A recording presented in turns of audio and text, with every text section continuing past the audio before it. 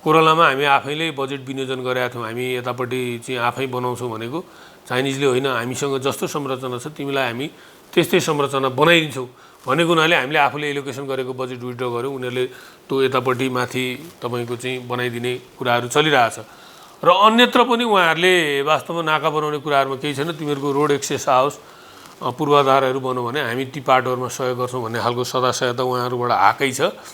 तर अब हामीले आफ्नो बाटो त्यहाँ पुर्याउने, पुल पूर्वाधार पुर्याउने खालको कुराहरूमा हाम्रै पाटोमा त्यो प्रयास भइरहेको अवस्था छ।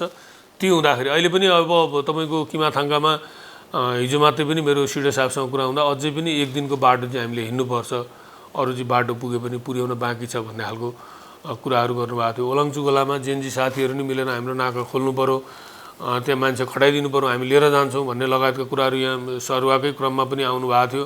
हामीले खटाइ लिएर जानुभयो, तर पनि अझै पनि बाटो बन्न बाँकी छ, त्यहाँबाट पुल बन्न बाँकी छ। तर पनि केही न केही आएका सामानहरूलाई सहजीकरण गर्नु पऱ्यो, भन्सार नाका खोल्नु पऱ्यो भन्ने खालको हिसाबले उहाँहरूले जोडबोल गर्नुभएको छ। तर भविष्यमा यी सम्भावना भएका ठाउँहरू छन् जसले हाम्रो चाहिँ उत्तर दक्षिणलाई जोड्ने, जस्तै विराटनगर भन्सालाई किमाथाङ्गा टु तपाईँको इन्डिया चाइनाको बोर्डर एकदम छोटो दूरीको हुने कुराहरूलाई सम्भावनालाई पनि गरेका छ।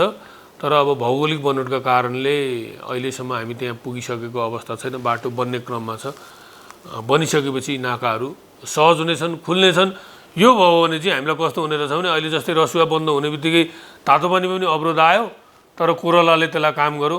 हिजो यस्तो दक्षिणतिर पनि तपाईँको चाहिँ वीरगन्जमा अलिकति ब्लकेड हुँदाखेरि तपाईँको भैरवाले पिकअप लियो होइन।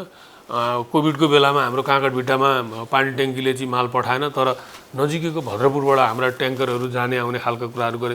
हामी अलिकति ल्यान्डलक कन्ट्री भएको कारणले अब अन्तर्राष्ट्रिय हिसाबले हो भने धेरैवटा नाका भन्सार नाका राख्नु त्यति राम्रो हुँदैन। एउटा सर्टेन ठाउँबाट अन्तर्राष्ट्रिय व्यापार गर, यत्रो किन चाहियो यति ठाउँमै भन्ने पनि एउटा स्कुल अफ थट छ।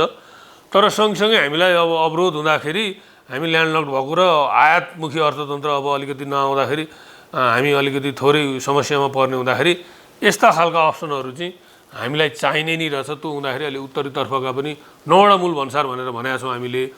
अब त्यसमा 3वटा अहिले सञ्चालनमा आएका छन्, अरू तपाईँको चाहिँ अब आगामी दिनहरूमा भविष्यमा सञ्चालन हुने क्रममा छौँ, हामी त्यसमा लागिरहेका छौँ।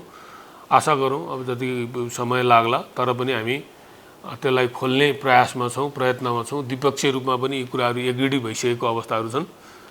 भोलिका दिनमा क्रमशः सुधार हुँदै आउने अपेक्षा राख्न सकिन्छ।